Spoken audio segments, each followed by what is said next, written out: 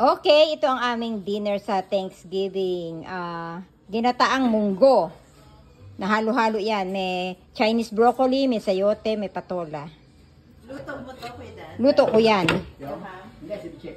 Tapos, ito, halabos na hipon. Pansit. Ensaladang ampalaya. Tsaka, teka ha, hahanapin pa natin. Meron daw manok dito. Ito, chicken. Na, ewan ko kung anong luto to. Tsaka panga, na inihaw. At saka adobong atay. Mga shout out kay Kuya Dan. Siya ang naggawa niyan. Bawal sa atin yung mga ganyan. At, internal organ. ito, ito, ayan, ham. Ako naman ang nag-bake niyan. At ito, order ni Roy. Lumpiang sariwa.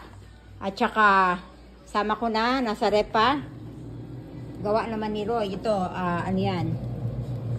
Salad. Macaroni, fruit salad. Okay guys?